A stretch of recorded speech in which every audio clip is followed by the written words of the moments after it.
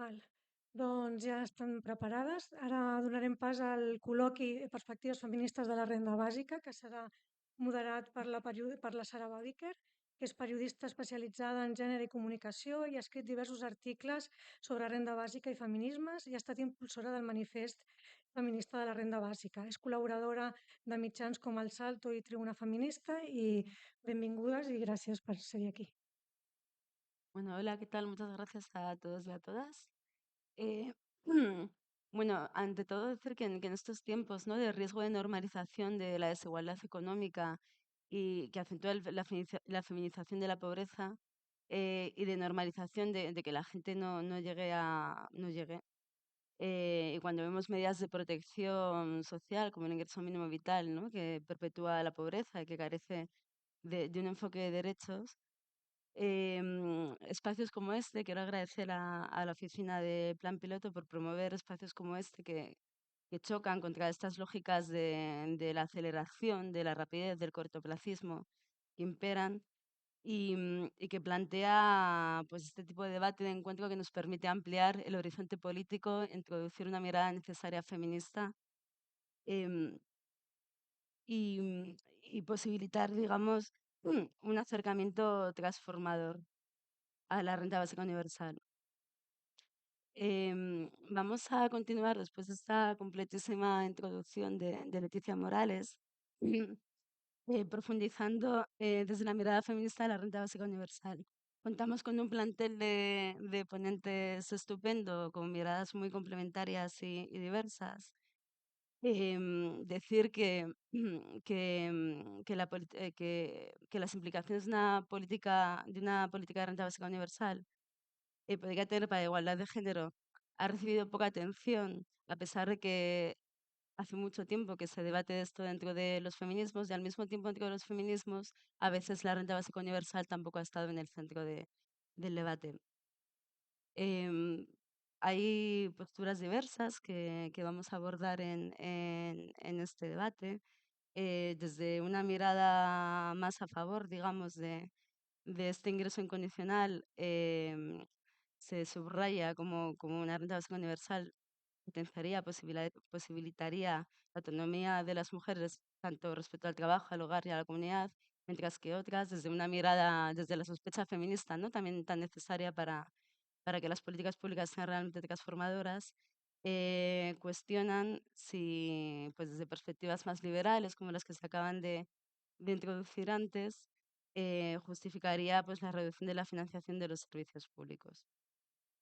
En este coloquio vamos a reflexionar sobre cómo esta herramienta, esta renta básica universal puede ser de verdad una herramienta transformadora. Contamos con la perspectiva y la trayectoria de nuestras ponentes que ahora voy a pasar a presentar y qué capacidad tendría para influir en las dinámicas de poder subyacentes a la estructura económica y social.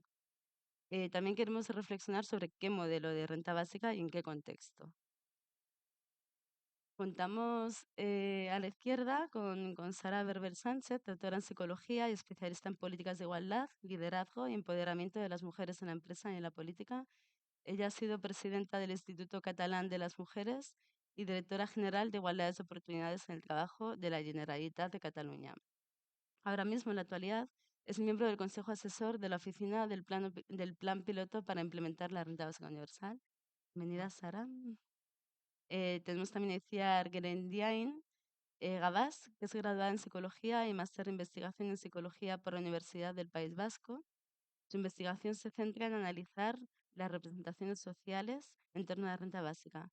Participa también en movimientos sociales en defensa de la renta básica y ha sido miembro de la iniciativa legislativa popular, de la que nos hablará, para la implementación de una renta básica en el País Vasco. Contamos virtualmente por vía telemática con Hanna Sarkkinen, exministra de Asuntos Sociales y Salud de Finlandia, entre 2021 y 2000. Ay, perdón. I'm here. I'm sorry. I just asked it a lot. And sorry. Excuse me. Perdón por este fallo del directo total. It's fine. Es que no se había puesto cara. Contamos con Hanna Sarkkinen aquí en persona. exministro de Asuntos Sociales y Salud de Finlandia entre 2021 y 2023, que es el primer país de la Unión Europea que ha llevado a cabo un plan piloto de renta básica que miramos con mucha atención desde el Estado español entre los años 2017 y 2020. Actualmente es diputada en el Parlamento de Finlandia. Y por último, ahora sí, Alma Seleke, profesora en Ciencias Políticas en la Universidad de Nueva York, Shanghái, y sus temas de investigación incluyen la teoría política y las políticas públicas y la teoría política feminista. En la actualidad está llevando a cabo una investigación sobre las posibilidades de la renta básica universal. Bueno, como veis, tenemos miradas súper completas e interesantes para abordar el tema que nos ocupa hoy. Vamos a intentar que sea bastante dinámica bueno, la conversación. A mí no se me da muy bien cortada la gente, entonces pondré alguna cara así cuando vea que nos estamos extendiendo. Y vamos a ello con una pregunta que os planteo a todas para que podáis contestar desde cada una de vuestras perspectivas.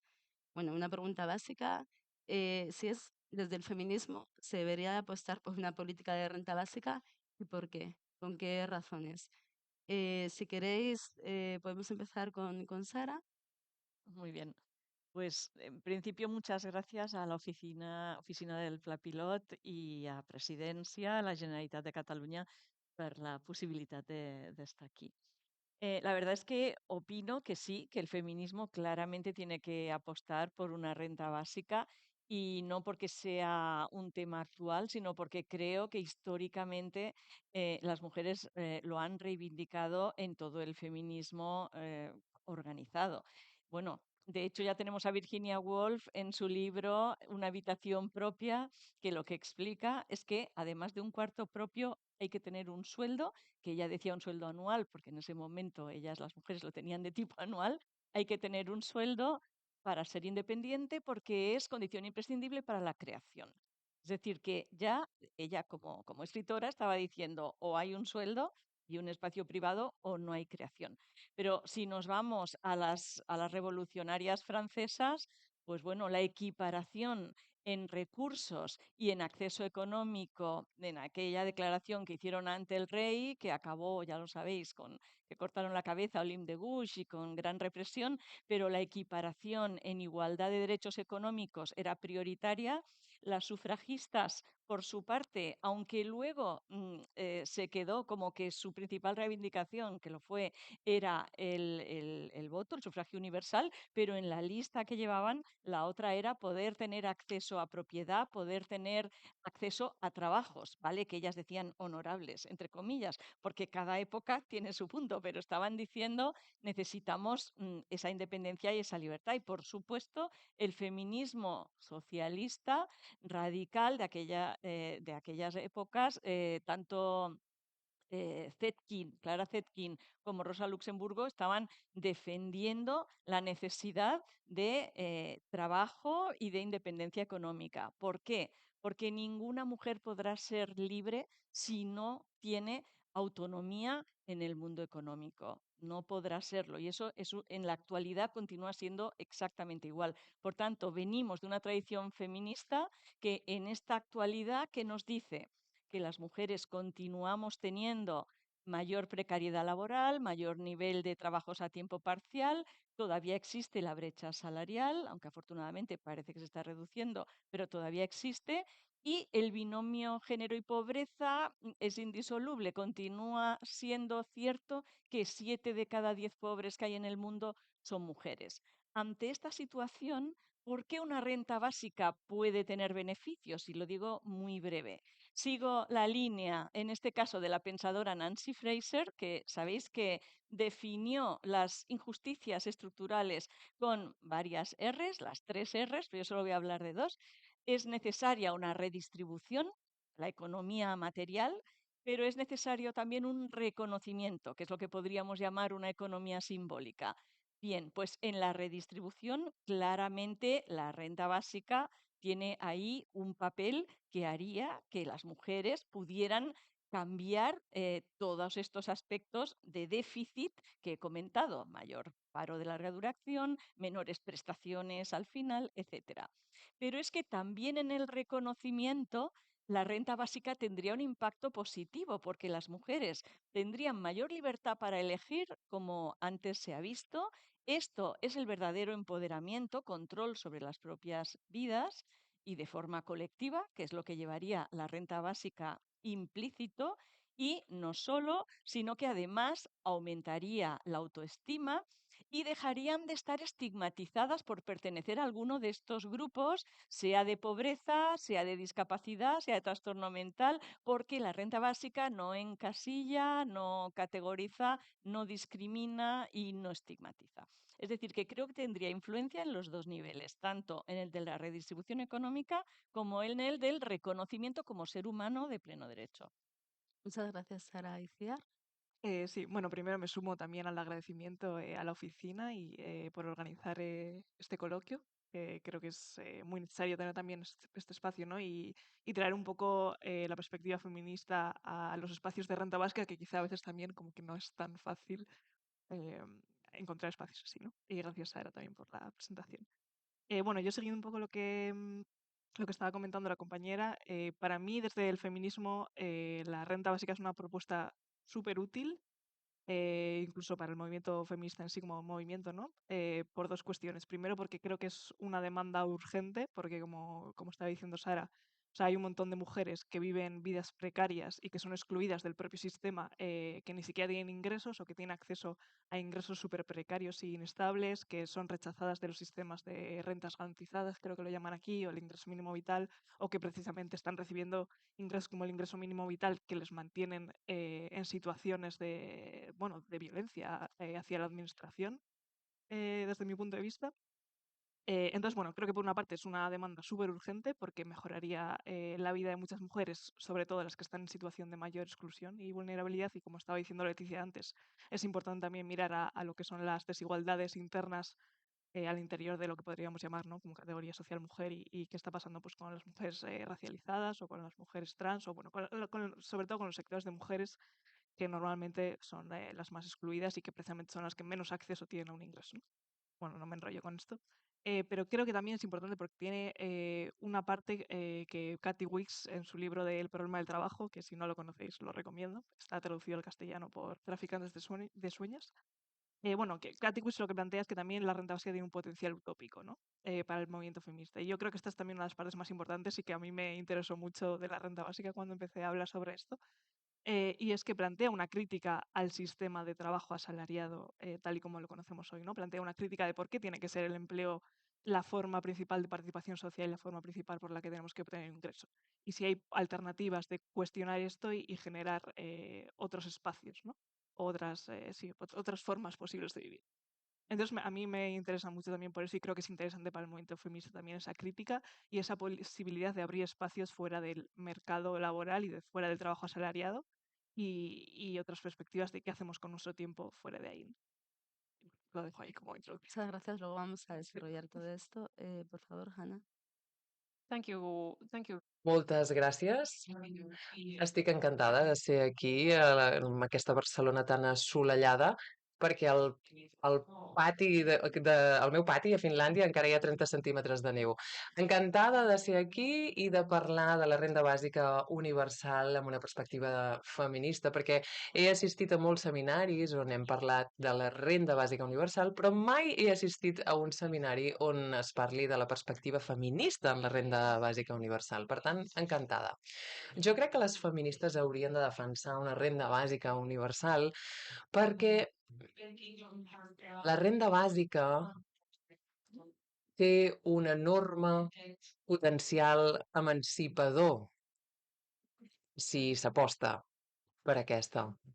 Una renda bàsica generaria més autonomia vital, com s'ha dit aquí, també milloraria aquest sentir de seguretat econòmica per les dones i més confiança entre les persones dins una mateixa societat. I també promouria la participació a la societat i generaria doncs, un millor benestar i salut mental.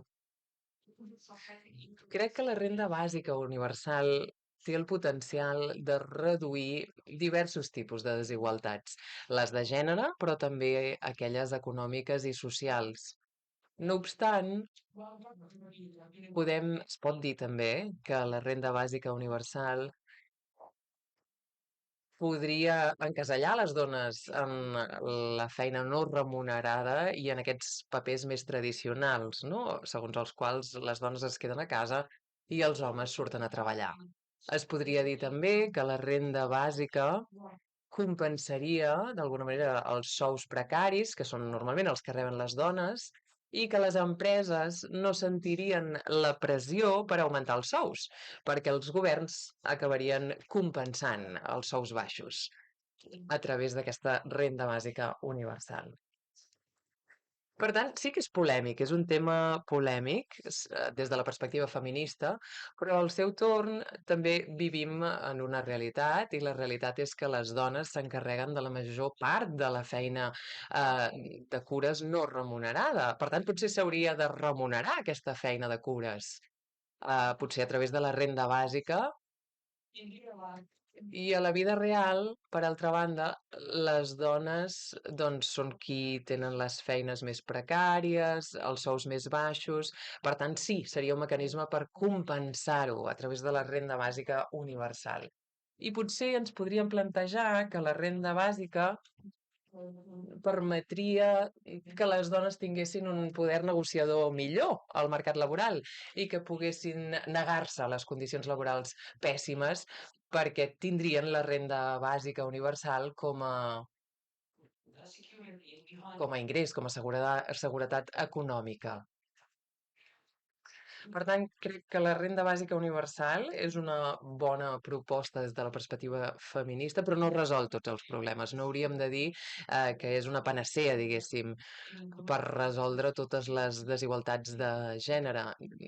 Hem de treballar en el mercat laboral, les actituds socials. Cal generar doncs, millors serveis socials i redistribuir millor la feina de cures no remunerada. Però, mentrestant, i en la societat que tenim ara mateix, la renda bàsica universal sí que pot ser una raó concreta i positiva per aquelles persones doncs, que creuen que es poden millorar les coses i que pot haver-hi un nou contracte social més igualitari. Primera ronda con ¿alguien más?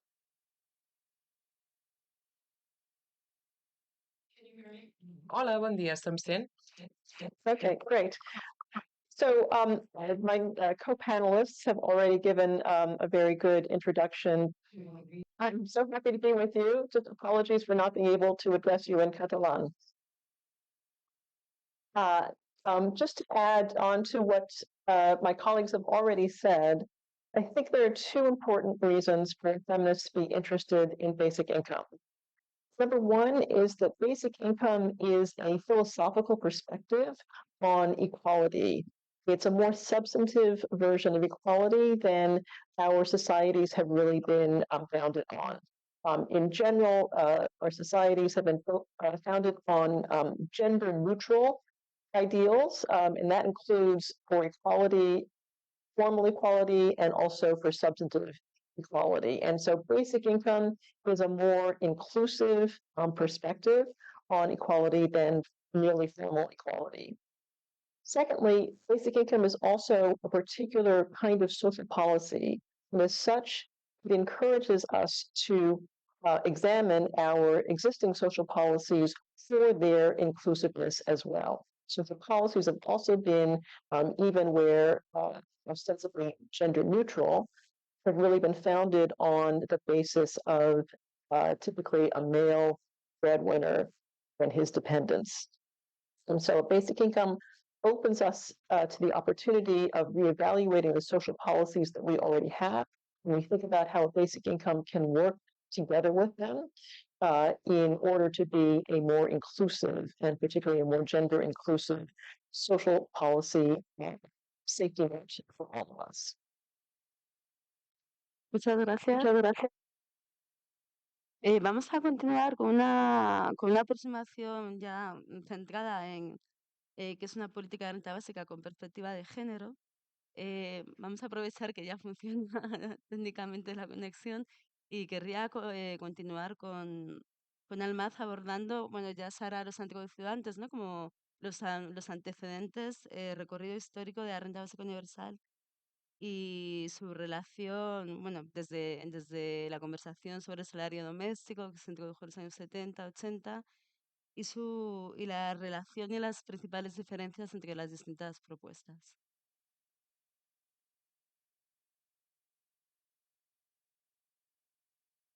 There are three stages, really, of particularly feminist interpretations of the idea of basic income or something like a basic income. I would say the first actually goes back a couple of hundred years to the time of the American and French revolutions. Many people who study basic income know that Thomas Paine was a supporter of something like basic income in the late 18th century. There's another Thomas, less well known, Thomas Spence, who's also a British radical at the time, who advocated for a basic income. He did it on a explicitly gender basis. He wrote his argument for a basic income in the form of a dialogue between woman and aristocracy. And in this dialogue, woman was arguing for a basic income to be provided based on the rents of landowners, essentially the unequal appropriation of the most productive asset at the time, land, by a small minority, and in the UK, particularly a minority of men, since women could not own property, and made the argument that women have the right to nourish themselves and their families on the basis of what has been given to all of us in common by God. So I would say that's really the first gender-specific, gender-inclusive argument for basic income in the 19th century.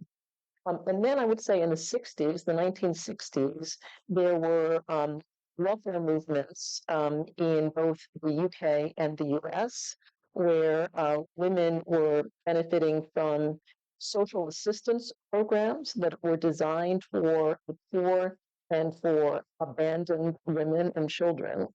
That were very demeaning and degrading in many ways. And this was in opposition to the social insurance programs designed around the needs of male workers and their families that gave status, right, that were seen as entitlements.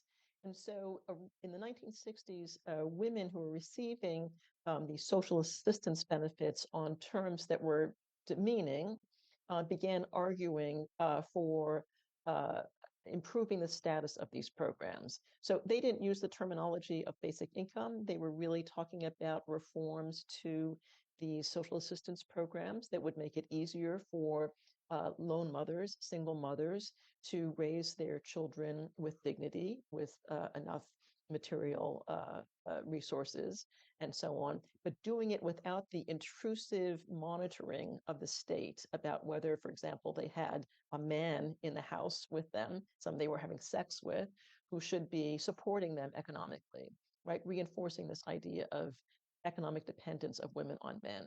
So I would say that was the second phase in history where women themselves were advocating for something like a basic income, social assistance in an unconditional way, in a way that was not did not require them to answer to the state in terms of who they had relations with or didn't, and allowed them to spend the time taking care of their children if they wanted to, or combining that with work and with care. And then the third one it comes in the 1970s, and this is an international movement that begins in the 1970s called Wages for Housework, and spreads to many countries in North America and Europe as well.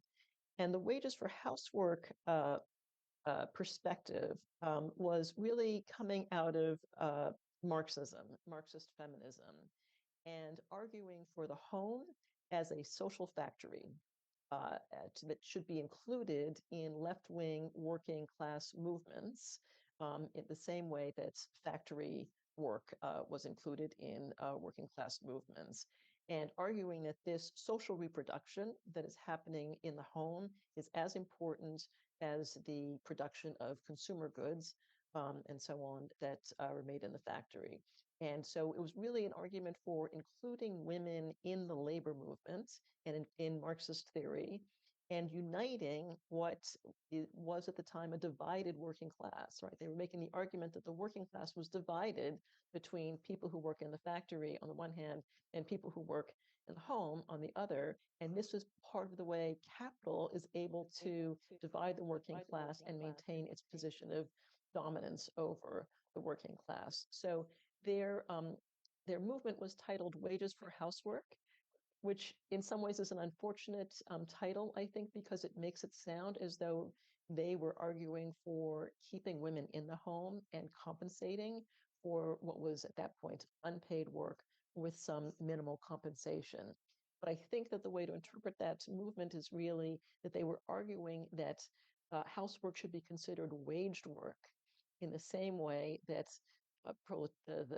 the workers in factories are considered waged workers, part of the proletariat in Marxist theory, and that would give them a status for arguing for better working conditions in that social factory, which certainly would include some financial compensation from capital, right, to them as members of the working class, but not necessarily in the way that I think, unfortunately, the slogan makes it sound that they wanted to be paid for their household chores and remain in the home doing those rather than working in other sectors as well.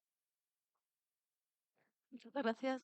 No sé si alguien quiere complementar o añadir algo a este marco tan completo que nos ha brindado la compañera. Bueno, pues seguimos pensando en, en esa aproximación feminista a la renta básica. Yo quería plantearos tanto a Sara como a Iciar cómo se debería plantear un modelo de renta básica con perspectiva de género, de qué manera nos acercamos a esto, por qué diseño se debería apostar para garantizar, ¿no?, que, como se ha planteado a lo largo de la jornada, sea realmente una herramienta suficiente que garantice esta autonomía económica. Y qué dimensiones, bueno, hemos tenido una exposición muy amplia, ¿no?, previamente con Leticia, habría que tener en cuenta. Sí. Bueno, yo pensando en esta pregunta, ¿no? Primero me parecía también importante hablar de, bueno, de las tres características básicas que se habla cuando se habla de la renta básica, ¿no? Que es que sea individual, universal e incondicional. Parece que es como que hablamos de que son las características definitorias de la renta básica, que ya son en sí características importantes desde una perspectiva feminista, aunque quizás, y bueno, no sé si se pensaron con una perspectiva de la cabeza, feminista en la cabeza cuando se pensaron, pero bueno, creo que son importantes, ¿no? Sobre todo, en primer lugar, la individualidad, que quizás es como la que pasa más desapercibida cuando hablamos de la renta básica, pero es importante hablar de la individualidad y tener un ingreso propio individual que no esté basado en la unidad de convivencia, ¿no? En la unidad familiar, cuando estamos hablando sobre todo desde una perspectiva feminista. Porque, bueno, pues eso, normalmente cuando en los programas de rentas mínimas condicionadas y demás, siempre se regulan a través de la unidad de convivencia, ¿no? Y esto, pues, es como hablaba antes también Sara, plantea muchos problemas el que las mujeres no tengan un ingreso propio y ya ni siquiera tiene que haber una situación de violencia de por medio, ¿no? Obviamente, si estás en una relación abusiva, una relación violenta, pues todavía es más, supone un mayor problema que no tengas un ingreso propio que te impide salir de esa situación, pero ni siquiera te hace falta llegar a eso, ¿no? O sea, que una mujer que tenga un sueldo precario de 500 euros y no pueda acceder a una prestación porque se está teniendo en cuenta los ingresos totales de la unidad familiar, porque quizás su pareja sí que tiene un sueldo mayor, ¿no? Ya eso está poniendo a las mujeres en una situación de dependencia sin necesidad de que llegue a pasar eh, pues es una situación abusiva o lo que sea. Entonces, bueno, eso quería destacarlo sobre todo porque me parece importante. Luego creo que también, hablando en términos de universalidad, es importante también, volviendo a lo que decía Leticia antes, ¿no? De que pensemos en eso, pues si la renta básica va a dejar fuera a alguien y quién va a ser y si van a ser las mismas de siempre, ¿no? O sea, por ejemplo, es importante que hablemos de qué criterios de residencia va a haber para acceder a una renta básica. ¿Va a haber un criterio de residencia mínimo de nacionalidad o de, bueno, qué criterios va a haber en ese sentido? Y si se van a quedar fuera las mujeres migrantes o no, que obviamente van a ser de las que más lo necesiten, ¿no? Y eso también es importante cuando estamos hablando de una política feminista, de si vamos a dejar a algunas fuera o no. Y bueno, y luego hablando de la incondicionalidad, pues y volviendo un poco a lo que decía yo también antes, que también es importante el tema, ¿no? De que nos haya una exigencia de eso, de hacer una contribución social o de justificar que tú recibas un dinero y parece que tienes como que justificar por qué lo estás recibiendo y que hagas como una devolución a la sociedad, sea en forma de un trabajo asalariado o de otras formas, ¿no? Y creo que es romper con esa idea también es importante desde una política feminista, porque estamos hablando de garantizar un ingreso como un derecho social básico para las mujeres y para todo el mundo, que no puede estar condicionado a otras cosas, ¿no? Bueno, yo quería resaltar estas tres ideas.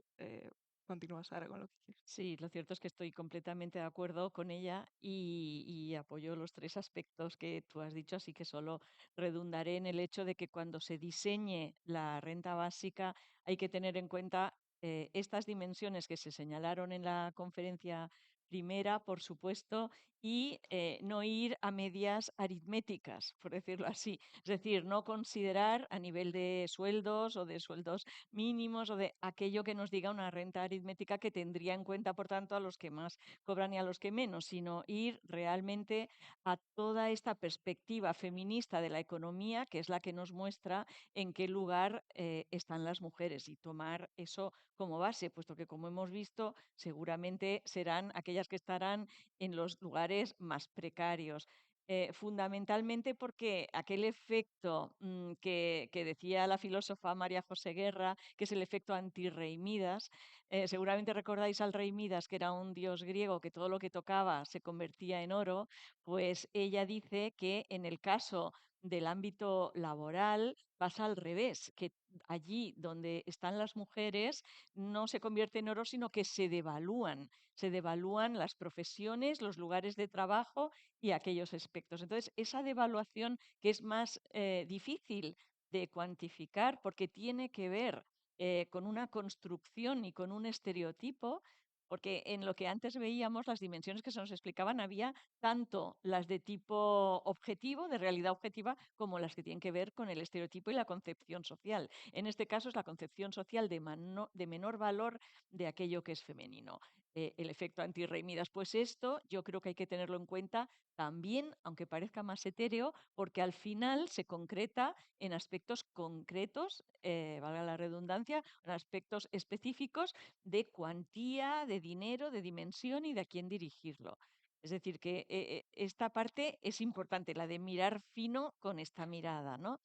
Y la universalidad, como se ha dicho, por supuesto, yo no pienso que tengamos que volver al paternalismo o al asistencialismo en el que estamos instalados, de que sean algunos o algunas, aquellos que consideramos que son más pobres o que más lo necesitan. No, tiene que ser universal, como lo es la salud y como lo es la educación. Después, la fiscalidad ya hará que tengan que lo cobren 100% quienes lo necesiten y que los otros paguen. Pero yo creo que no podemos renunciar a esto y ahora hay muchas fuerzas que nos están presionando a renunciar a la universalidad.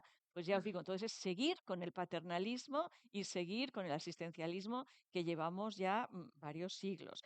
Y por último, que es el otro aspecto que ella ha señalado y lo único que hago es reforzar, decir que estoy completamente de acuerdo, tenemos que tener en cuenta que la familia es una institución social y política. Es decir, que está también al servicio de un sistema.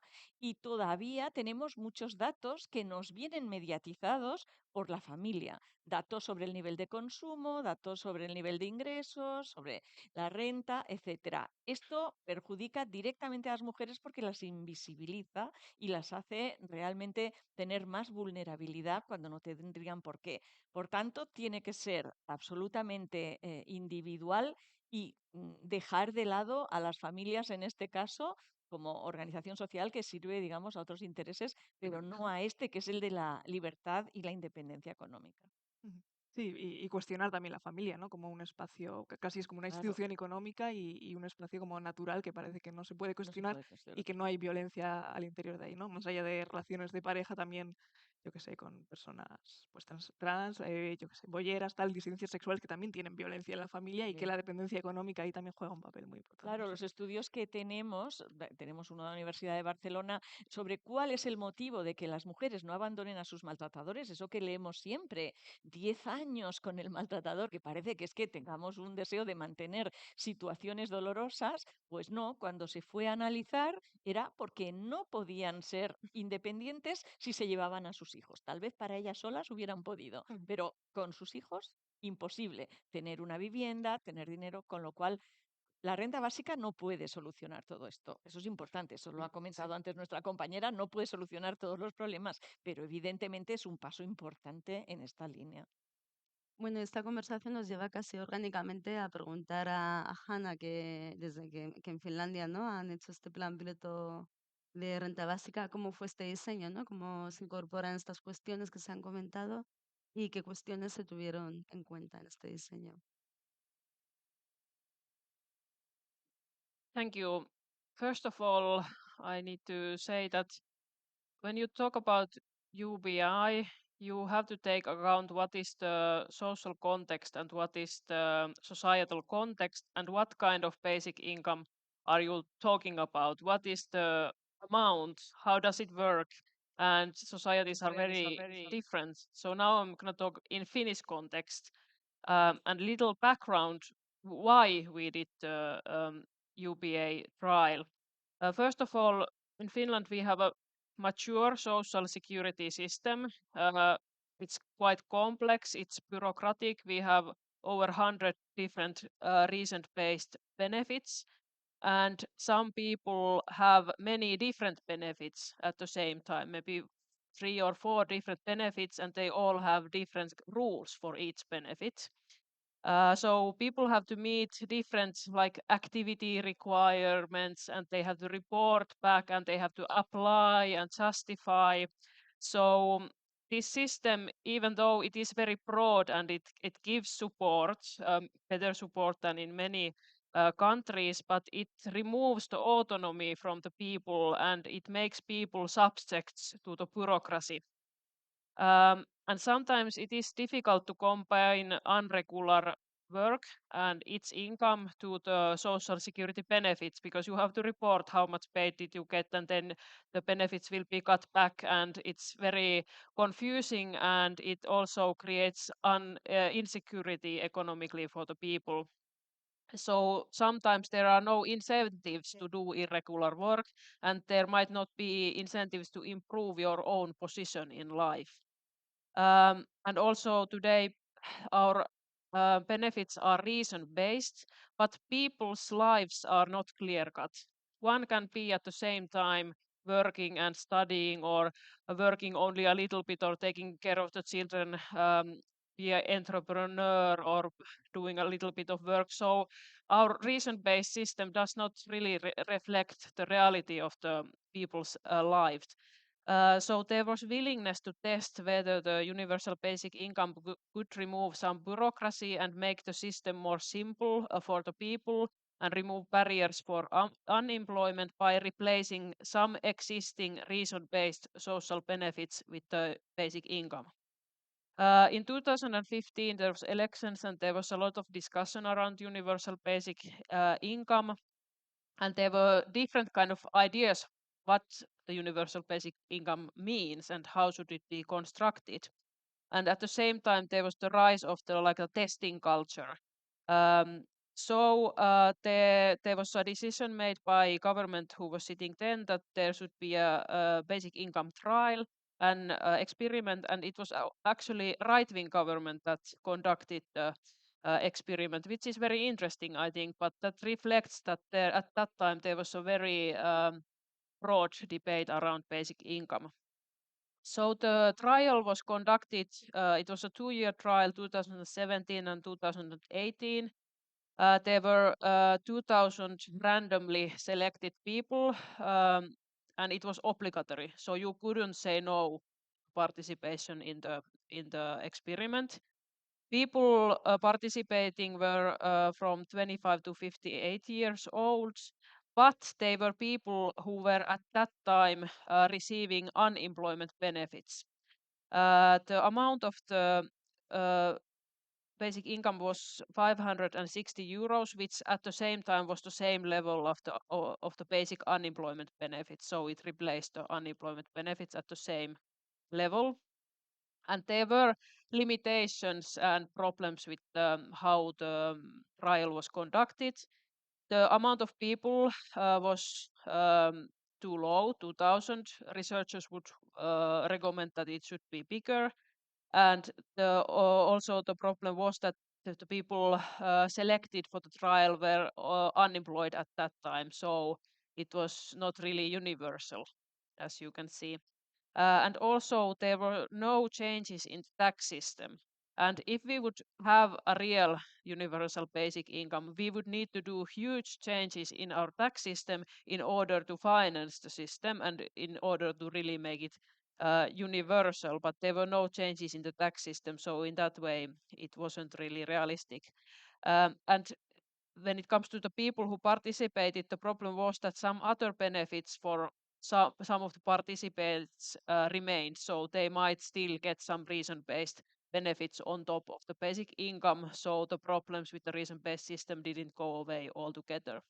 But there were also good things.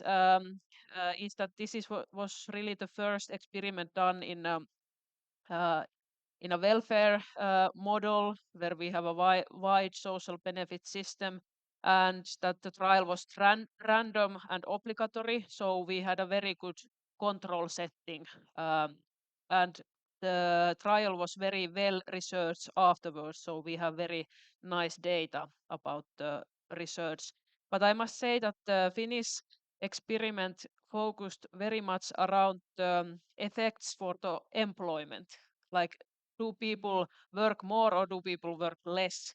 I think this reflects the will of the right-wing government who was in charge of conducting the experiment. But luckily, the researchers also looked into other aspects, and we have good data about other things also.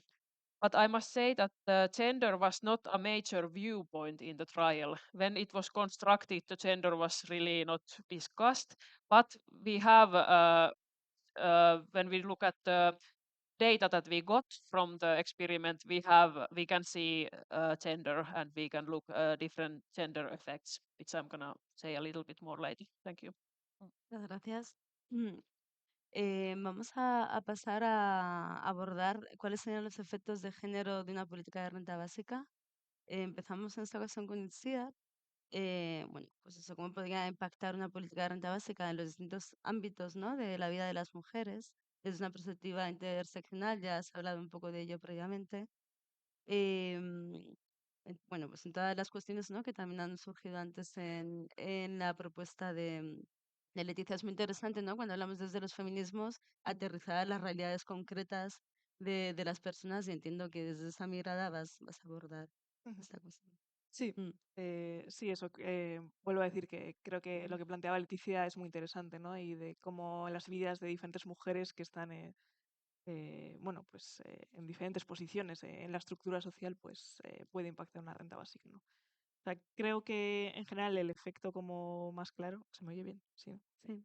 El efecto más claro es que las mujeres tendrían algo más de dinero, ¿no? Luego, bueno, antes cuando estábamos hablando de qué características debería tener, se habla normalmente también de que la renta básica debería ser por lo menos suficiente para poder tomar ciertas decisiones, ¿no? Y que por lo menos debería ser superior al umbral de la pobreza. Entonces, bueno, entendemos que las mujeres tendrían algo más del dinero del que tienen ahora. Podríamos discutir si sería suficiente o no, pero bueno, tendrían más dinero, lo que les permitiría también, pues eso, tomar otras decisiones, ¿no? Por lo menos no verse obligadas a tener que ir al mercado laboral a obtener ese dinero, ¿no? O por lo menos ir, o sea, coger trabajos de menos horas porque ya tienen un dinero garantizado. Entonces no tienen tanta necesidad de ir al mercado laboral para conseguir un salario y un ingreso, ¿no?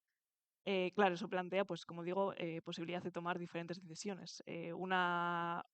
Un efecto que podría tener, sobre todo para las mujeres que están en trabajos más precarios, es precisamente poder elegir otros trabajos, ¿no? O sea, poder elegir, pues no quiero estar en este trabajo precario X horas porque realmente mi único objetivo estando aquí es conseguir un salario que ya tengo con una renta básica. Entonces, pues si este trabajo no me está aportando nada más que un salario, pues no tengo por qué hacer.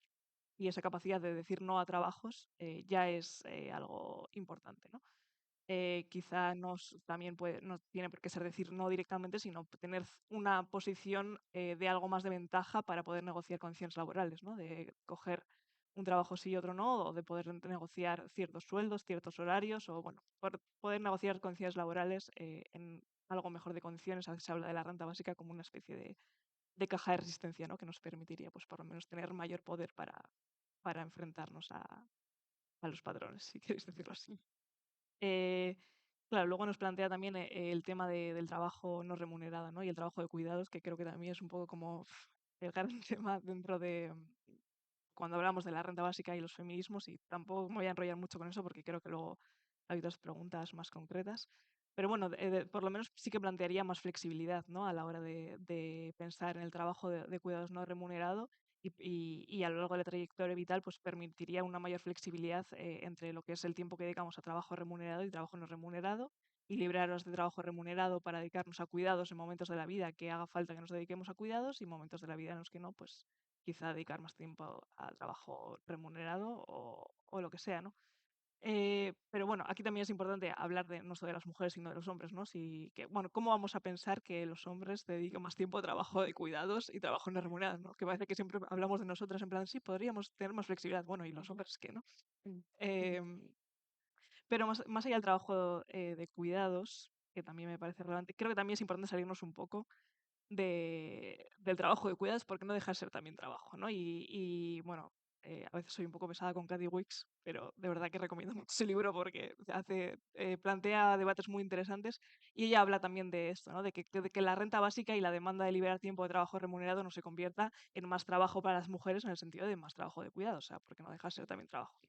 Y entonces es importante también que pensemos en el reparto del trabajo no remunerado y el tiempo de cuidados entre hombres y mujeres, y en la reducción de ese tiempo para poder dedicarnos también a otras cosas, ¿no? Porque también tenemos otras cosas que hacer.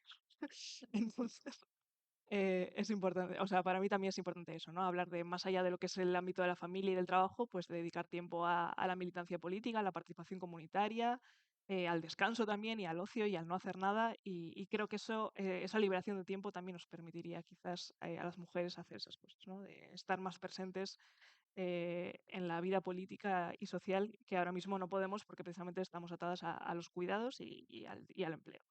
Entonces, bueno, lo dejo ahí tampoco para no enrollar.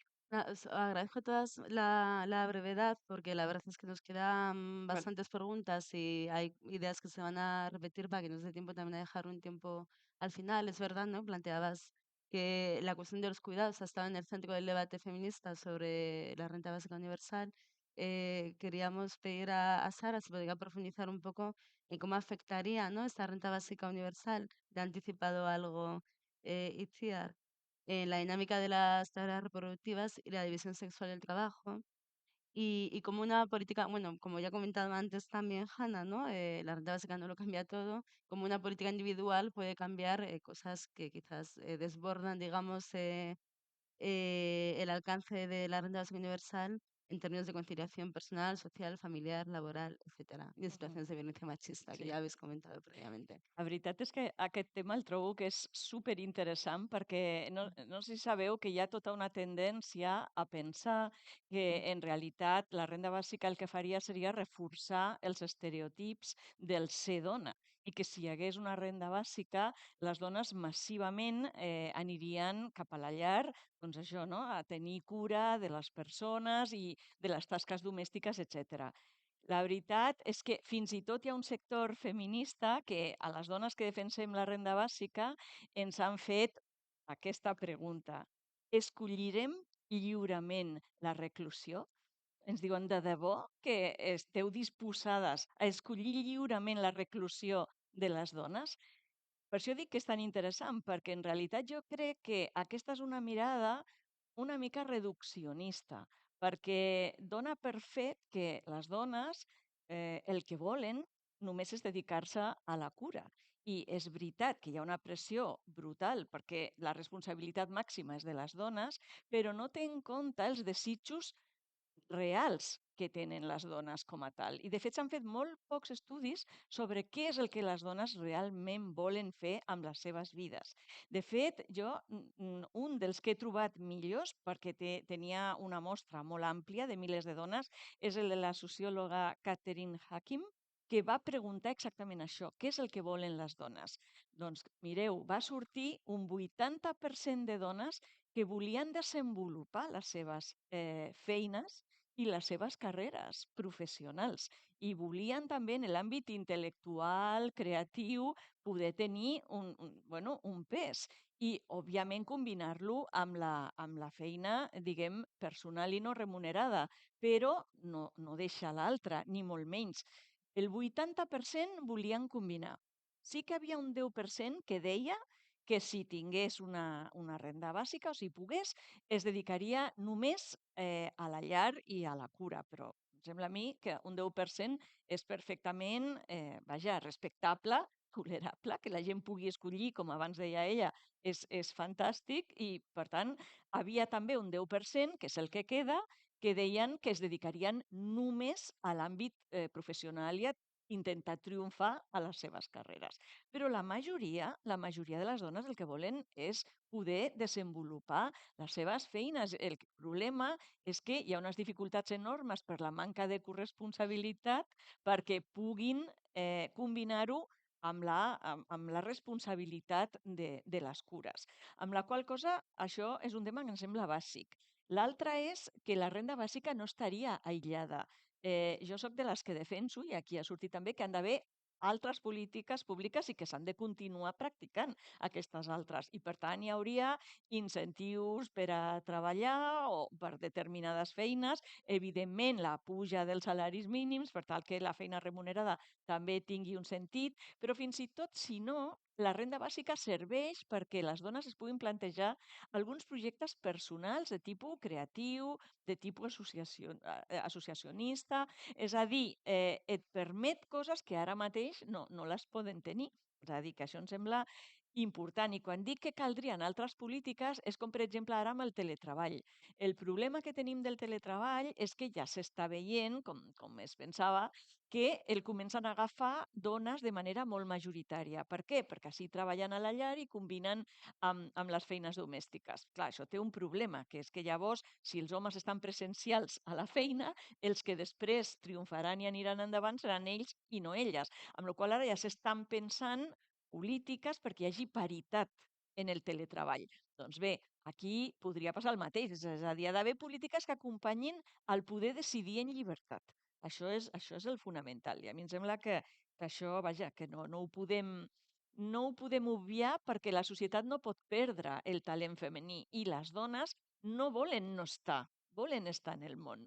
I, per tant, aquesta pregunta de si escollirem lliurement la reclusió, no, perquè la gran majoria de dones no volen una reclusió. El que volen és una vida plena en la que puguin tenir cura de qui estimen i desenvolupar la seva vida professional.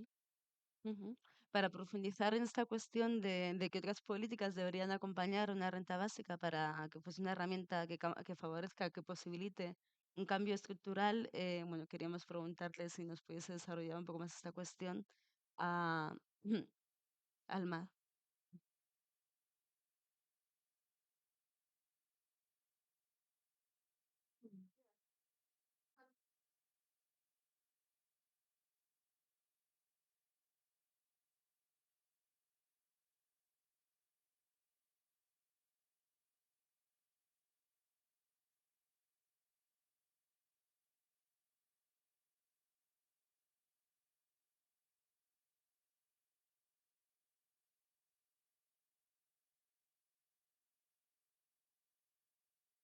A lot of the feminist concern about basic income and whether basic income would relegate women to the home doesn't pay attention to the fact that even right now, without a basic income, we already in most societies have a very gendered distribution of labor, and more women do stay home to do care work than men do. And so basic income can't be the cause of that. There are other things that are the cause of that. And one very important factor is the taxation system. particularly for married women, which in many countries disincentivizes the work of the lower earner and incentivizes families and couples to invest in, disproportionately invest in the career and the income of the higher earner. And this is not just on the basis of, say, a monthly, paycheck, but also can be intertwined with the way the pension system credits people for work, whether through salaries or through a number of years in employment. So we really need to take a broad look at the institutional factors that are affecting women's labor force participation, men's participation in care work, at the current moment before we enact a basic income. And doing that, I think, will help us in each of our own particular contexts to design a basic income that is supportive of women's ability to choose between care and paid work, and also men's ability to choose between paid work and care work. In many countries, not just the United States, effectively married men are taxed less than married women are. In many places, the workplace rewards people who are able to do long-term continuous work with promotions, with salary increases, with pensions and other benefits. And that disincentivizes men and women from taking time off to care for people that might be temporary, might be extended periods of time, and so on. We have to think about the burden of children. Now, most European countries have more public childcare than in the United States that we have access to. So that's one factor. But the education system is another factor. If the education system has children out of school at a certain time of the day, or during the summer for long periods of time, or on vacations, right? This imposes a burden on the family to meet. So there are a number of different structural impediments to gender equality that are already existing. And so again, I think this aspect of a feminist perspective on basic income really encourages us to enlarge that perspective, not only to basic income and how it might be implemented, but also to how other existing social policies are already affecting gender equality in society. Vamos a continuar haciendo un poco de mirada atrás sobre experiencias previas. También continuamos con Alma, si nos puede compartir un poco, pues, qué nos dicen, cuál es el legado, digamos, de las experiencias de planes pilotos que ya se han llevado a cabo.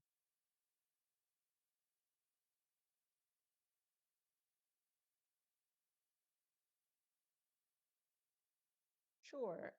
One thing I'd like to say at the outset, though, is we should be careful to acknowledge that most of the pilots that have taken place are not truly basic income pilots, right? The benefits are not truly unconditional, universal, and individual in many cases. And in most pilots, because of the cost of conducting a pilot, only some members of a community are receiving the basic income, or the cash transfer, really. And a basic income would be universal. And so we can't really get at the community effects of everybody getting it when we do these pilot programs. In some countries, particularly in India, there have been saturation site basic income trials where everybody in the community, regardless of income, got the cash transfer, and it was individual and it was unconditional. So there we do have some data. Even there, those trials were short-term. Typically, trials are 1.5 to 2 years, and so you don't get the long-term effects. So with those caveats in mind, we can discuss what the results have been of these unconditional cash transfer trials. And the overwhelming evidence is that these are positive for people of all genders. They generally have very positive health outcomes, physical and mental health outcomes. They have positive outcomes on economic activity, either in starting a business, investing in one's own training and skill development, in positive risk taking, in looking for another job, and so on. They have generally very positive effects for education of children in families receiving these unconditional cash transfers. And the gender specific outcomes are also very positive. In countries where typically there's bias in favor of male children, the benefits for female children have been disproportionate. So all children have benefited, but the increase in health metrics, for example, have been stronger for girls in these areas. There's been a sense of empowerment for women who have received individual cash transfers, even when they are in families that are not poor, but they may be in families where they have not had access to their own amount of money. They haven't had economic voice in the family because the money has all been earned by the man, or most of it has been earned by the man. So there have been those effects as well. We have seen actually lower or delayed fertility, both of adult women in families receiving unconditional cash transfers and in girls that grow up in families, even when the unconditional cash transfers is time limited. We see later on in life delayed fertility, which leaves time for investment in education or in opportunities as well. In some countries where the existence of multiple sex partners for women might be indicating an economic need for transactional sex.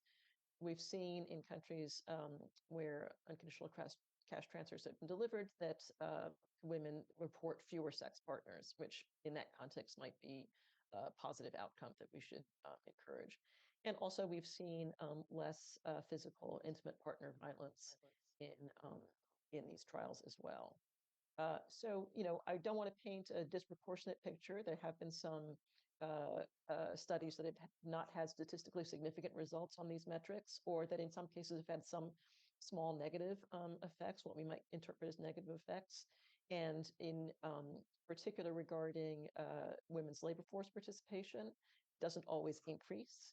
And, we've just had a little bit of a discussion about whether that's necessarily a bad thing. I think it's a good thing if it provides women with the autonomy to make the choice about whether to engage in paid labor or to withdraw temporarily or permanently. I believe that that's an important a factor of women's autonomy. But of course, if all the women choose to withdraw from the labor force and all the men choose to engage in the labor force, then we will still end up with a gender inegalitarian society. But as I said, most of these trials have been very, very short term. And so, we have to keep in mind that some of the effects that we might see, particularly around labor force participation, could be related to the kind of bonus effect, right? It's a short-term bonus that maybe means you don't have to engage in paid employment, particularly if that employment is not empowering in other ways, but it's not necessarily the long-term outcome of a permanent basic income. But overwhelmingly, all over the world, the outcomes have been very positive in general and particularly positive for women. En el caso de Finlandia en concreto, ya se ha avanzado antes algunas de las motivaciones para apostar por la renta básica y demás, pero bueno, también has comentado que no estabas frecuentemente en debates donde se hablase de renta básica desde los feminismos. Entonces queríamos saber si hubo un enfoque de género, ¿no? En el diseño del plan piloto de Finlandia y también efectos de resultados. ¿Qué lectura de género desde el enfoque de género podemos sacar?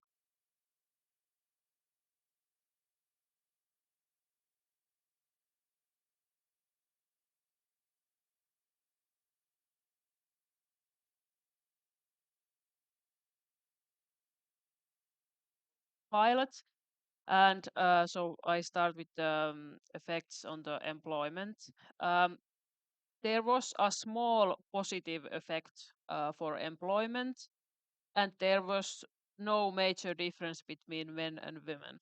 So it was slightly positive both for men and women. So women did not stay home more than the control group or more than men.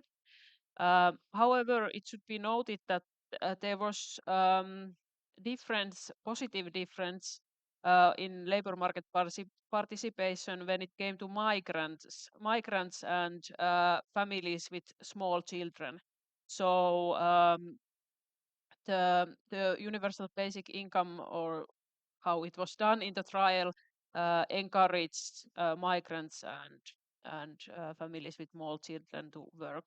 And this might also be that they felt secure to take a little bit of work, because if you have small children, you may not want to work full time, but you may want to work sometime. And for migrants, I think our system is so complex that they maybe are afraid to take a job, that they will lose the security that they have from the social benefits. But I think it's worth to know that there was no negative effect in the labor market participation, because many times it is said that we cannot have a universal basic income because then people would not work. Yes. But it is proved that this wasn't true, at least in this pilot. There were high incentives to accept all work, because you didn't lose the amount of money even though you got the job. But of course, you have to ask, why didn't all have a job? Because you could get the extra money even though whatever job you have. And from that, you get that the obstacles for employment, they are not all connected to the economic reasons and to the Exactly. social benefits or universal basic income in this sense. And one of the biggest reasons that people are unemployed is that they are sick. They are so sick that they cannot actually take a job. It may be mental health issues or physical health issues, but also there is a lack of education, that there is no demand for their skills in the labor market. So you also have to note that when you talk about labor market participation, there's many things that affect that. But for both men and women, there were positive effects on well-being and mental health, positive effects on sense of autonomy and sense of participation, positive effect on trust in society and trust in one's own future, positive effects in sense that people felt less negative bureaucratic experiences, positive effect that people felt more trust in their own economic situation than before. So even though they got the same amount of money, it gave them more feeling of security and trust. So the way you give money to the people is not irrelevant. So it's not only about how much money they receive, it's how you receive it. And if you receive it in this unconditional way, people feel more security and trust. So in feminist perspective, women did not stay home more than men, and families with children participated in the labor market more. So I think this is some kind of effect worth mentioning. When the trial was conducted, there was no huge gender perspective, as I mentioned, but the data it's disaggregated by gender, so you can see the gender effects. So even though the Finnish pilot was not really a universal basic income in a sense that it was very limited, I think there are some elements in the results that are worth to note, and maybe the people who are supportive for the universal basic income say that it was that the results give support to the basic income because people felt better. But then those who are against basic income said that it really buried the basic income because people didn't participate in the labor market more. So there are different kinds of interpretations about the pilot. Muchas gracias. Para concluir con este bloque, decías, ¿nos puedes contar un poco los debates de género que hubo cuando se experimentó el plan piloto en el caso del País Vasco y cómo respondió la sociedad civil? Mm, Bueno, lo que hicimos en el País Vasco fue una iniciativa legislativa popular mm. para llevar una propuesta de renta básica incondicional al Parlamento Vasco, que bueno, fue rechazado, o sea, no se admitió a trámite. Como la ILP de regularización que ayer se admitió a trámite, pues la nuestra se quedó ahí en el paro.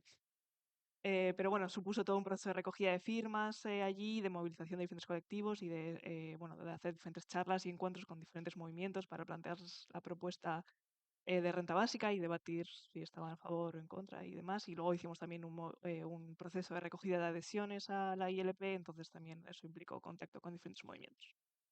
Entonces, bueno, en concreto con el movimiento feminista, hemos tenido diferentes reacciones. Es verdad que no hemos conseguido un interés, a nivel general, no hemos conseguido un interés muy específico por la renta básica en lo que es el movimiento feminista en general. Nos ha costado como que vieran interés en la reivindicación y también en un momento, ¿no?, de que pues sobre en los feminismos también hay un momento como de, bueno, de movilización de muchos frentes y poca gente para hacer frente a las diferentes cosas y también como bueno, desde la falta de tiempo, como que igual la renta básica pues no era una propuesta central para ellas, entonces tampoco, quizás no nos dedicaron tampoco tiempo desde ahí, ¿no? Pero en este sentido sí que es interesante que los colectivos feministas que más interés han mostrado en la propuesta de renta básica y con los que hemos tenido más relación y que precisamente son las únicas que hicieron una adhesión y un posicionamiento explícito a favor de la renta básica han sido los colectivos de mujeres migradas y racializadas, ¿no? Y bueno, pues eso, por eso vuelvo un poco a lo que decía antes, que quizá ahí también se muestra, una de mis compañeras dice que no es casualidad, ¿no? Claro. Y ahí se muestra también que precisamente, pues eso, pues que las mujeres que están en situación más precaria, pues quizás son las que desde esa urgencia ven también la utilidad de una propuesta como la renta básica y otros colectivos de mujeres feministas que en realidad tampoco nunca nos han mostrado un rechazo. O sea, igual este debate de si las mujeres volverían a hogar, o sea, sí que me lo he encontrado en espacios concretos, pero bueno, tampoco diría que es un debate que está generalizado ni una preocupación que haga que por eso se rechace desde los feminismos la renta básica, ¿no? Pero quizás sí, eso, como digo, igual como que es difícil hacer entender por qué puede ser una propuesta central en un momento en el que estamos con tantos frentes abiertos en el feminismo, que es como, bueno, no sé, ahora no me vengas a hablar de renta básica. Pero creo que es importante señalar que los colectivos de mujeres migrantes y racializadas sí que fueron las que mostraron más interés en la propuesta y las que se adherieron, ¿cómo se dice eso? Adherir a, a la ILP y a la propuesta de renta básica. Disculpad que antes he olvidado decir que ya está habilitada la traducción al catalán. Ay, Dios mío. Eh, bueno, vamos a ir cerrando el debate también para abrir la conversación al público, pues con una mirada al futuro, ¿no? A los retos que plantea pues tanto la implementación de la renta básica, pues desde la investigación, desde el impulso por parte de las administraciones públicas, desde el acompañamiento de los movimientos sociales, ¿no? Como comentabas. Vamos a empezar, si os parece, con Almaz. Os pido brevedad y bueno, también si queréis añadir algo que se ha quedado en el tintero durante vuestras intervenciones previas para poder así abrir la conversación.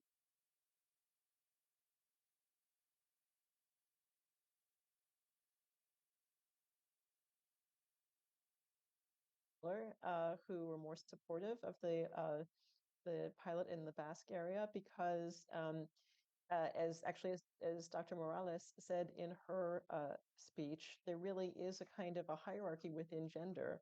And so people at the higher end of privilege, economic privilege, might not see it as important as people at the lower end. That was certainly the experience in the United States and the UK in the mainstream women's movements in the 1960s and 70s. They were not so interested in income support policy. What they were really fighting for, because they were mostly middle class and professional women who were able to be in the movement, they were fighting for access to paid employment.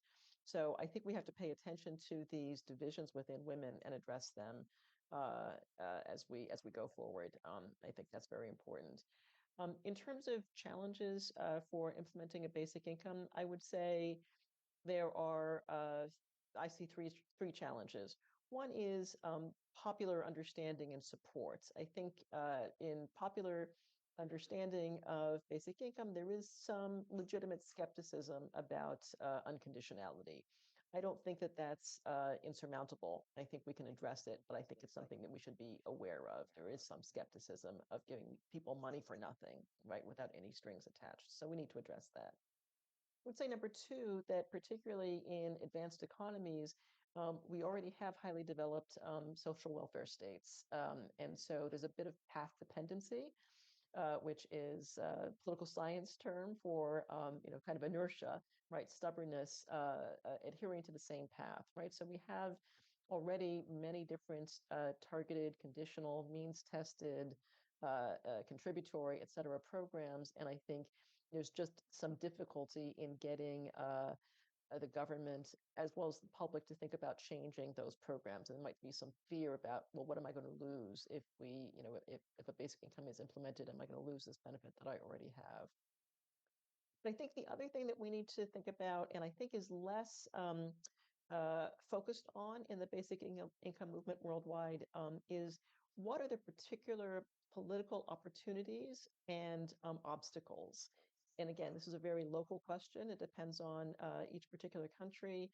In the US context that I'm most familiar with, there are a couple of key committees in our Congress that in the past have been obstacles and barriers to even a vote on issues, not exactly a basic income. We haven't had a basic income come up for a vote, but issues and proposals that are similar to a basic income. Those can be stopped in one or two committees within our legislature, right? So for Americans, I think it's very important to focus on who is in those committees, who are the chairs of those committees, how do we get more women or more supporters of basic income into those positions of power because they have disproportionate power over even what can be voted on in our Congress. So that's a very particular example, for the U.S., but I think we should all be thinking about that in our own particular countries. I think there's been a lot of focus in these pilots on convincing either the public or sort of policy bureaucrats, the public administration officials in countries. But the question I have is, are those really the people who can make the decision about whether we go forward with a basic income or not? And if not, then we need to focus on those people as well. Muchas gracias. No sé quién quiere continuar. Ana, por favor. Say that the challenges implementing basic income are quite the same as the Almas said. General support. I would say that the attitudes towards social benefits and people who get social benefits have hardened in last few years, at least in Finland. And right now in Finland, we have a government which is cutting social benefits a lot, and that is creating poverty. And there is quite broad support in society. Like there are people who are saying that I am working, why should I pay for social benefits for other people? So this kind of attitudes, of course, um, uh, affect also the support for the social universal basic income. If people are not willing to have these kind of policies that are based on solidarity or the effort to try to diminish inequalities in society. So I think this is a huge problem. Is there support in society? And then is the question of taxation and question of economic power, because we would need to have completely renew our taxation system if we would have a universal basic income. We would, of course, if it would be universal, it would be giving to everybody, but then we would need to tax it back in order to finance it. And so we would need to make changes for the tax system. And for some people, it would mean that they would need to pay more taxes. and we would need to talk about, should we tax capital more? Should we tax big big owners more? Should we tax big companies more? Where is the money in the society? Because there's a lot of money in our societies, but where is it? So it is a question of power, economic power. So of course there are people who are saying, no way, we're not gonna go there. And then, as was said, when we have the welfare state, it is not easy to change the complex system that we already have in place. It is just very difficult. And there is a fear that it would maybe create more poverty if it would be like a badly done universal basic income. So I think in a welfare state, maybe we should think about basic income more like evolution rather than revolution, because we can adjust and renew our existing social security system so it would go towards universal basic income by making it more flexible, less control, bringing different benefits more together. So I think we could think universal basic income in more developed welfare states as a like a path that we could take steps towards. Muchas gracias. Ujú. Bueno, yo sí, siguiendo un poco con lo que estaban comentando las compañeras, yo creo que uno de los retos importantes, y volviendo a lo que decía sobre los feminismos, ¿no? Es conseguir que haya como una especie de coalición amplia, ¿no? Entre movimientos sociales que vean en la renta básica una estrategia útil y una demanda que tenemos que hacer juntas, ¿no? Y creo que es un reto conseguir eso, porque como decía, claro, también es difícil que desde diferentes movimientos, que cada una está pues en sus cosas, obviamente, ¿no? Pues se vea como una prioridad la renta básica. Pero bueno, que eso también implica discutir, obviamente, como se estaba comentando también al principio, con qué, o sea, la renta básica no es la propuesta única ni la única demanda que tenemos que hacer y con qué otras demandas queremos acompañarla, ¿no? O qué tipo de coaliciones queremos hacer y qué tipo de reivindicaciones queremos hacer en las que se incluya la renta básica y conseguir pues eso, hacer que diferentes movimientos sociales, como puede ser los feminismos, pero el antirracismo o el movimiento queer o movimientos ecologistas, vean en la renta básica una prioridad, ¿no? Y ahí estaba pensando mientras hablabas tú, ¿no? Que una de las reticencias que nos encontramos durante el proceso de la ILP con algunos movimientos sociales quizá era un poco también esa, ¿no? La del poder económico y cómo confrontar contra el poder económico y el capital, ¿no? Había como cierta perspectiva de que al final realmente no vamos a poder hacer la reforma fiscal que queremos hacer, como implantar una renta básica implica una confrontación al poder económico que no vamos a poder hacer y que no estamos en capacidad de hacer en el contexto actual en el que estamos, ¿no? Que si llegamos a ser capaces de hacer eso y hacer, por ejemplo, esa redistribución fiscal que queremos hacer, pues quizá una renta básica no es lo que más nos interesa implantar, ¿no? Eso desde perspectiva de ciertos movimientos yo no estoy de acuerdo, pero bueno, como que eso es también quizá un obstáculo en el sentido, ¿no? Que al final también nos enfrentamos como al capital como sistema general y es difícil también como, ver la renta básica algo que puede ser útil y que puede tener sentido ya no solo implantar, sino también como demanda para los movimientos sociales cuando nos enfrentamos a eso. Ujú. Me comentan que o sea, nos hemos pasado ya el Vale, tiempo y, ya está. perdón, y Juana tiene que tomar un taxi en 10 minutos, entonces, Súper si breu. pudiese ser muy breve Sí. y... Ujú. Super breu. Només tres reptes tipus flash. El primer, explicar bé el que nosaltres pensem que ha de ser la renda bàsica, oposant-lo a la visió conservadora que està apareixent. Sabeu que l'Elon Musk, per exemple, va dir que estava a favor d'una renda bàsica, però en realitat el que volia era que hagués una renda i que se suprimissin tota la resta de polítiques públiques que hi ha en aquests moments, amb la qual cosa explicar-ho molt bé i diferenciar-nos. Segon repte, convèncer. I aquí hem de pensar estratègies d'influència sobre la societat per suposat, però també sobre els partits polítics, que són els que després ho podran portar a terme, sobre els sindicats, o sigui, el moviment obrer, perquè tant partits polítics com moviment obrer continuen pensant que això és un obstacle al treball, com abans s'ha dit, i en canvi tenim dades que no ho és, i les dones hem de pensar que també volen progressar les seves vides, és a dir, que no es quedaran a la renda bàsica només si poden. I per últim, crear xarxes, aliances amb tots aquests agents, perquè només el poder col·lectiu farà que aconseguim implementar una renda bàsica i fer el canvi que volem per la independència econòmica dels éssers humans. Pues muchas gracias. No sé si hay tiempo para unas preguntas. But Sí. you can take questions without me. That's okay. So Ya, I es just una, have es to una pena, unfortunately pero run. I'm sorry. sabíamos. Igual és Bueno, molt Thank muchas you. gracias. Yeah, gracias.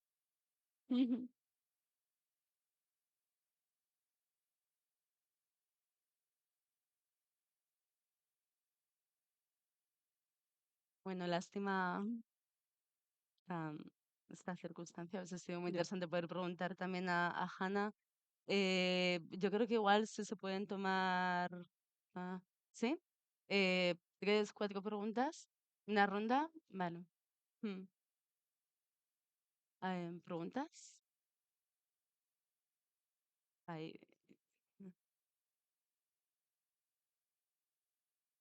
Hola. Veig que parlant de feminismes no s'ha parlat gaire dels gèneres que no són ni masculí ni femení. I jo he sentit gent que, que no vol ser d'aquests dos gèneres que deia que necessitava aquesta renta bàsica perquè se senten expulsats del mercat. Només era fer aquest comentari, no? Que per ells sí que trobaven necessari aquesta renta bàsica per viure i ser com volen ser. Sí, Tú sí bueno, que lo sí, bueno, yo he mencionado a las personas trans, pero es verdad Sí. que tiene razón que para las personas no binarias y en general todas las personas que son disidentes del género, ¿no? Y las consecuencias que eso tiene, precisamente para la inserción en el mercado laboral, pues obviamente sí, tienes toda la razón. O sea, yo creo que es fundamental para eso, en ese colectivo en concreto, porque son las que más excluidas están de los circuitos tradicionales, si queremos decir, de empleo y la familia también.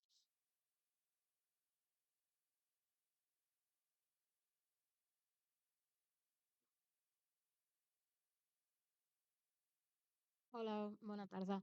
Jo volia preguntar si heu parlat de la universalitat de la renda bàsica, però si es pot contemplar diferències o escalat en l'aplicació d'aquesta renda bàsica en funció fent discriminació positiva cap a les dones, com una manera també per trencar doncs, aquesta bretxa salarial que tant anomenem. Aquesta seria una. I si, bueno, què en penseu?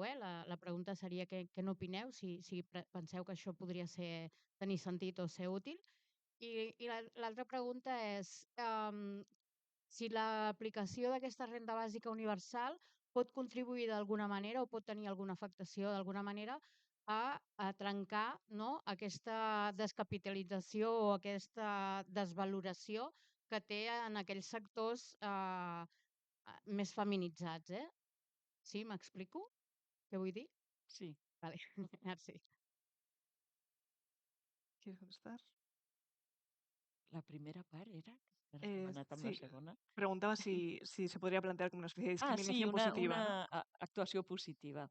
Jo el que crec és que precisament el que jo comentava és quan ja es tingui en compte quina ha de ser la renda bàsica, es tingui en compte aquesta situació de bretxa salarial, per exemple, per justament posar-la no en un lloc mitjà, sinó en el lloc on les dones estan patint en aquests moments, perquè serà això el que farà que la renda bàsica respongui a les seves necessitats.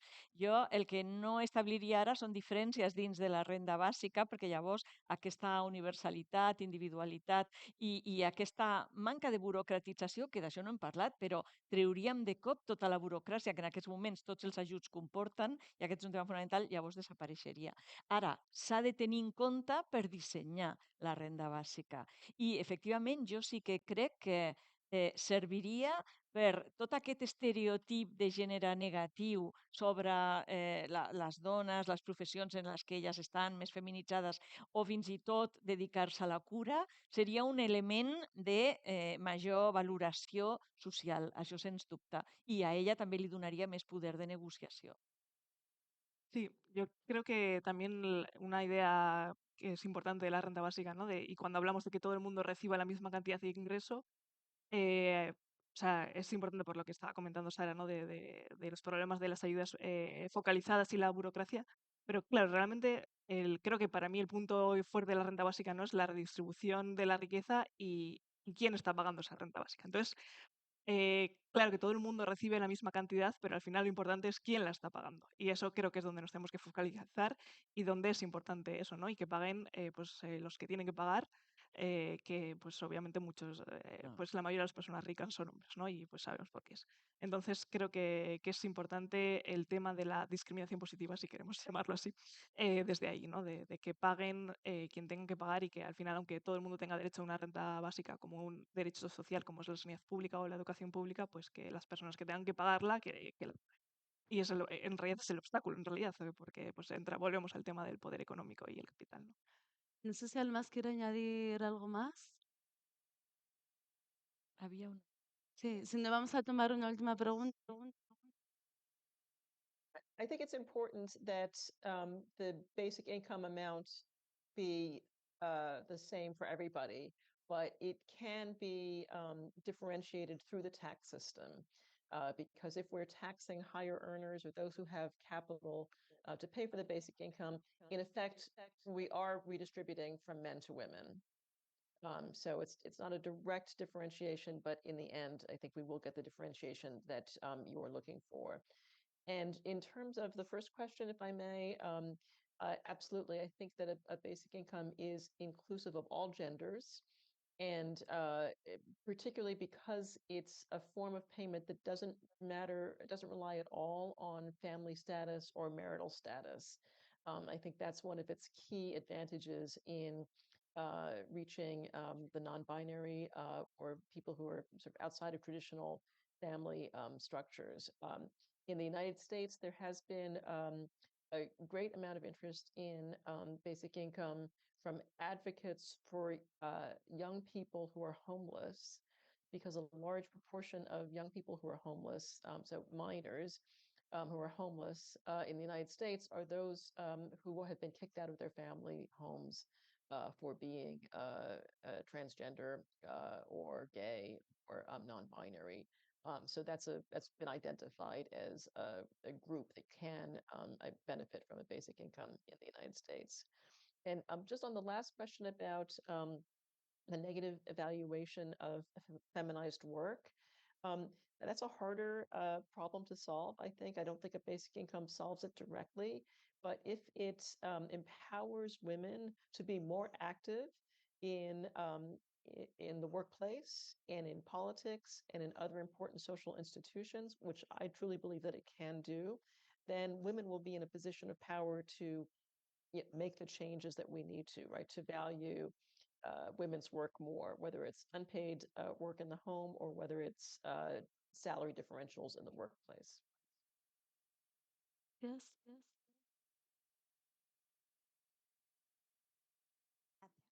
Gràcies. Jo no sé si és una pregunta o és una reflexió, no ho sé. Llavors, jo que venc del món del treball, jo soc sindicalista, soc de la UGT de Catalunya, i jo em faig una pregunta sobre el tema de la bretxa salarial. No? Jo no veig que la renda per si mateixa sigui una eina per la bretxa salarial. A l'àmbit laboral, la discriminació que patim les dones es diu, en forma econòmica, es diu bretxa salarial. I això s'ha d'erradicar independentment, perquè és una injustícia social. Les dones cobrem menys perquè fem feines de dones i això és una injustícia. Tenim eines, evidentment, no? Ara tenim plans d'igualtat, tenim unes eines que són importants, com és la valoració del lloc de treball en perspectiva de gènere, que jo crec que és la clau que és allò que ens permetrà realment donar-li el valor a les feines que estan fent avui en dia les dones. Perquè per temes d'estereotips, de gènere i de més, i per rols, no tenen aquest valor. Llavors, això és molt important. Jo la reflexió també que trec d'aquí és que per mi la renda, aquesta renda de la que estem parlant avui, més que una mesura d'igualtat, jo la veig com una mesura d'equitat, perquè és la que dona realment l'equitat, que ens fa a tothom igual, però partint de diferents realitats. I a mi em fa sentir fa sentir bé, no?, aquesta idea de l'equitat, que és donar-li un pas realment a la igualtat. Muchas gracias. Gràcies.